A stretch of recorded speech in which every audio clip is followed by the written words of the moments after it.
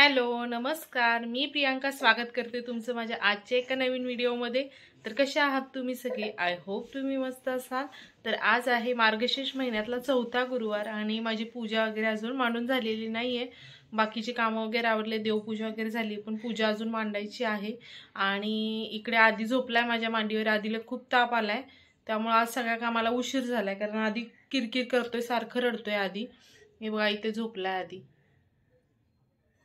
आधी इकडे बघ, बघ ना। आधीला ताप आलाय, सर्दी खोकला आणि इकडे गाल पण सुजलाय, म्हणजे टॉन्सिल्स वगैरे सुजले असतील, त्यामुळे जास्त किरकिर करतोय। आणि दवाखान्यात जायचंय म्हणून जास्त रडायला यायला लागले त्याला, कारण दवाखान्याची भीती वाटते त्याला, त्यामुळे जास्त रडायला लागलाय। आधीला दाखव ना तुझा गाल, बघू देत तर। हे बघ इकडे बघ, हे बघा आधी कसा रडतोय। हे बघा ह्या साईडला सुजलाय गाल, आधी दाखव। हा बघ इकडे इकडे इकडचं दाखव ना सुजलेला गाल। बघ तर इकडं। तर असं सारखी किरकिर चालू आहे पहाटेपासून। तर त्याला झोपच लागलेली नाही, कारण खोकला जास्त येतो, झोपले की खोकला जास्त। तर सगळ्यात आधी त्याला दवाखान्यात नेऊन आणते आणि त्याच्यानंतर मग पूजा वगैरे मांडून घेते। काय करत नाही दवाखान्यात आधी। तर हे बघा चेहरा वगैरे कसा झाला आधीचा, दाखव की गाल तुझा कसा सुजलाय, दाखव। ह्या साईडला सुजलाय, काहीच करत नाही डॉक्टर, फक्त औषध देतात।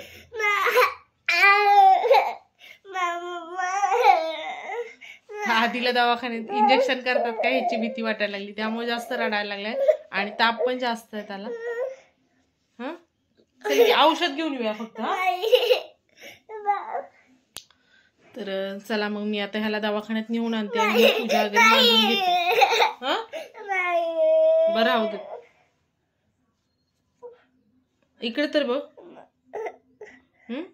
हे बघा तोंड कसं झालंय आधीचं, पूर्ण डोळे वगैरे कसे लाल झालेत आणि खूप ताप आहे। असं माझ्या जवळ आहे तर असं गरम लागते मला, एवढा ताप आलाय त्याला। आणि हे गाल सुजला इकडचं, ह्या साईडचा। तर ठीक आहे, आता मी ह्याला नेऊन आणते दवाखान्यात आणि मग पूजा वगैरे मांडून घेते आणि नंतर भेटते तुम्हाला। बरं ठीक आहे, राहू देत, औषध घेऊन या फक्त। चला। तर आत्ताच मी दवाखान्यात जाऊन आलोय, आधीला दाखवलं। तर व्हायरल इन्फेक्शन आहे म्हणून सांगितलं। सगळीकडे साथ आहे, सर्दी खोकला तापची वगैरे, आणि गालफुगीची पण साथ आहे, म्हणजे त्याचा गाल फुगलाय बघा तो। आणि डोळे वगैरे पण केवढे सुजलेत, खूप ताप आहे। काहीच खाल्लेलं नाही आहे त्याने, काहीच खायला नको म्हणतोय।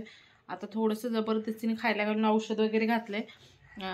2 ते 3 दिवस असंच राहणार म्हणून सांगितले, ताप वगैरे। तर आता बघूयात काय कसं होते, कमी येते की नाही। डोळे वगैरे बघा कसे झालेत आधीचे। आणि सारखं मांडीवर घ्यायचं आधीला, होय की नाही? होय रे, काय होते तुला?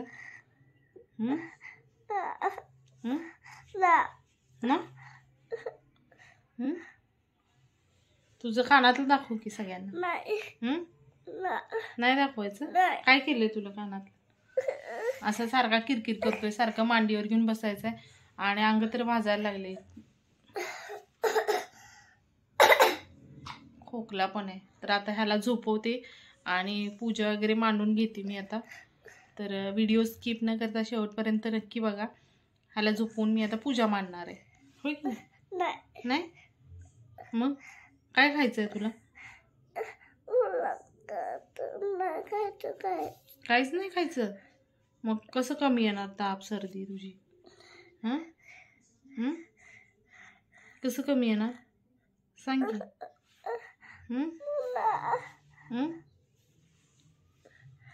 खूपच अशक्तपणा आलाय त्याला, डोळा कसा सुजलाय। तर चला आता मी पूजा मांडून घेते आणि व्हिडिओ तुम्ही शेवटपर्यंत नक्की बघा। आणि चॅनलला सबस्क्राईब केलं नसेल तर प्लीज चॅनलला सबस्क्राईब करा आणि बेल आयकॉन प्रेस करायला विसरू नका, म्हणजे बेल आयकॉन प्रेस केल्यानंतर मी जे काही व्हिडिओ बनवेन त्याचं नोटिफिकेशन सगळ्यात आधी तुम्हाला येईल। त्यामुळे बेल आयकॉन प्रेस करायला विसरू नका आणि व्हिडिओ शेवटपर्यंत नक्की बघा। आता मी ह्याला झोपवते आणि पूजा मांडून घेते।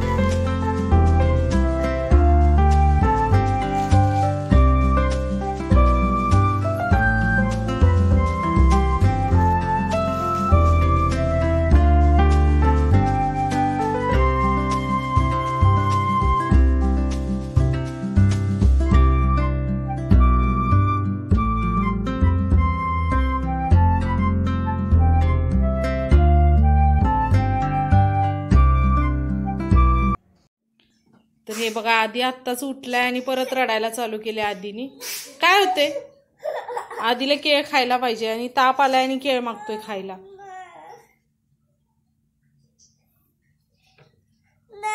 अजून पण ताप आहे त्याला. तर दुपारी झोपलेला आत्ता उठलाय आणि आता वाजले तुम्ही बघा 5:45 वाजलेत. 5 मिनिटं कमी आहेत. आणि इकडं पूजा वगैरे तर मांडून झाली तुम्ही बघितलं.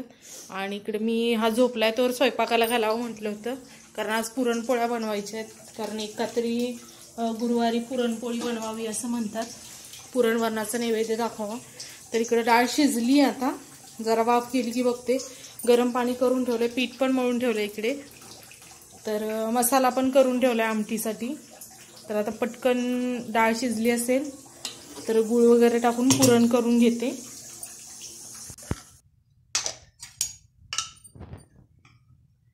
तर डाळ शिजली आहे आता. ह्याच्यामध्ये गरम पाणी टाकून घेते आता. छान शिजली आहे डाळ.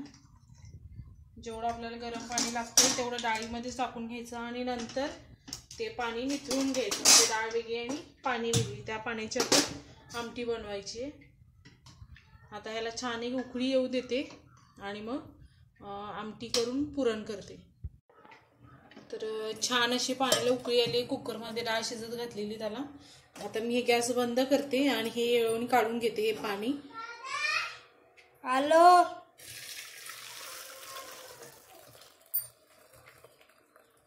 असं पाणी पूर्ण निथळून घ्यायचं डाळीतलं आणि त्याच्यानंतर गूळ घालून आपल्याला मिक्स करून घ्यायचे डाळ म्हणजे पुरणासाठी. आणि ह्या पाण्याची आता आमटी बनवून घेते. तर आता हे निथळ आहे पूर्ण पाणी डाळीतलं. आता मी आमटी करून घेते पहिल्यांदा आणि मग पुरण करते. तर इकडं गॅसवरती पातेल्यात तेल गरम करत ठेवलं. तेल गरम झालंय. आता फोडणी देऊन घेते मी. आता कढीपत्ता वगैरे नाही आहे माझ्याकडे. आहे त्याच्यामध्येच करते मी. जिरे मोहरी आणि हा लसूण खोबरं तीळ आणि जिरेचा मसाला आहे. हा पण टाकून घेते मी. तर मसाला वगैरे टाकून घेतला. आता मी एकटी असल्यामुळे कॅमेरा वगैरे पकडताना प्रॉब्लेम होतो. तर हे मी मसाला वगैरे घरची काळं तिखट जे असतं ते पण टाकून घेतलं. इकडे कुकर पण लावलाय. डाळ काढून घेतली आणि त्याच कुकरमध्ये भात लावलाय. आता हे मसाला पण छान परतून झाला. आता हे पाणी आपल्याला ह्याच्यामध्ये ओतायचं आहे. ह्याच्यातलं अर्ध मी ठेवणार आहे आळणी आमटीसाठी आणि अर्ध पाणी ह्याच्यात ओतणार आहे.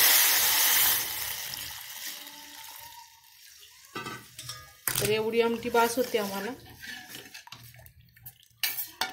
आता ह्याला चांगली उकळी आली की मी आळणी आमटी बनवून घेते ह्याची.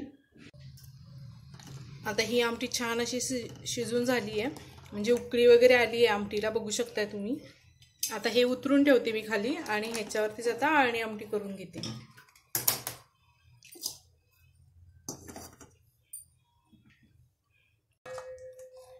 तर हे बघा छान अशी तिखट आमटी तयार झाली आहे. कटाची आमटी.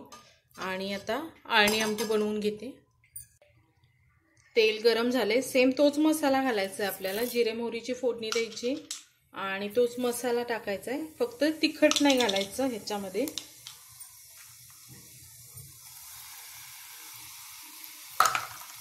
छान असं परतून घ्यायचा मसाला.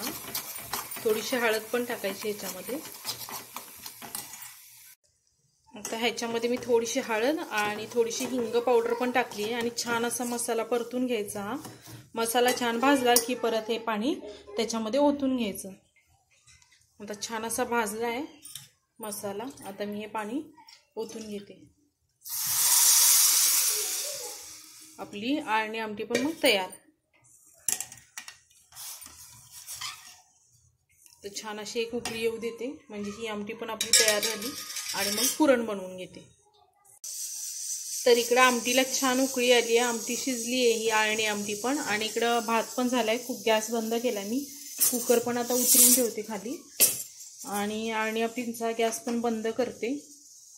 हे पण उतरून ठेवते. इकडे आता तिखट आमटी भात आळणी आमटी तयार झाली. कणिक मळून पण तयार आहे.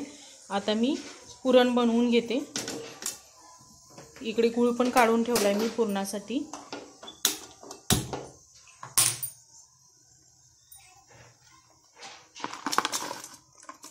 आता गोड तुम्ही तुमच्या आवडीनुसार घालू शकता. तर मी पटकन हे पुरण वगैरे करून घेते. तर इथं माझा पुरणपोळीचा स्वयंपाक पूर्ण झालेला आहे. मगाशीच मी मध्येच व्हिडिओ बंद करावा लागला कारण आधी खूप रडत होता. आधीला खूप ताप आलाय त्यामुळं परत तो रडायला लागला म्हणून मी बंद केला. तर आता माझा स्वयंपाक वगैरे सगळा झालेला आहे. हा नैवेद्य काढून ठेवला आहे. हा इथे स्वामींच्यासाठी म्हणजे देवाऱ्यासमोर ठेवण्यासाठी आणि हा बाहेर देवीच्या पुढे ठेवण्यासाठी असे 2 नैवेद्य मी काढून ठेवलेत. आता मी हे नैवेद्य दाखवून पूजा वगैरे वाचून घेते.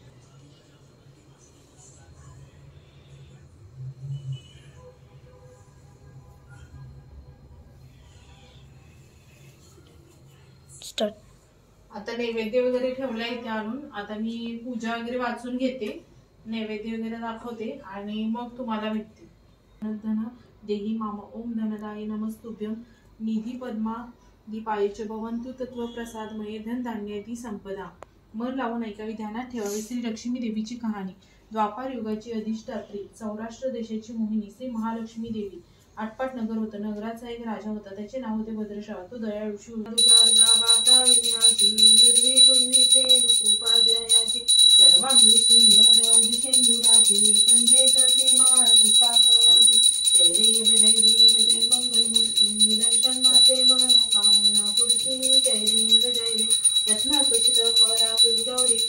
चंदनाची ओढी कुंकुम केशरा हिरे जलता मुकुट शोभतो भरा रुंदी नुपुरे. जय देवी प्रसन्न दंड प्रसन्न होसी निदाशा क्लेशापासून सोडी तोडी गोपाशा.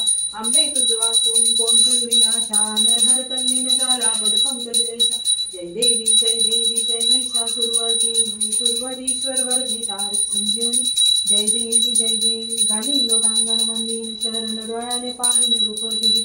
प्रेमे अलिंगण आनंदे पूजिन भावे ओवाळी मने नमा. त्वमेव माता पिता त्वमेव बंधू सखा त्वमेव विद्याधर.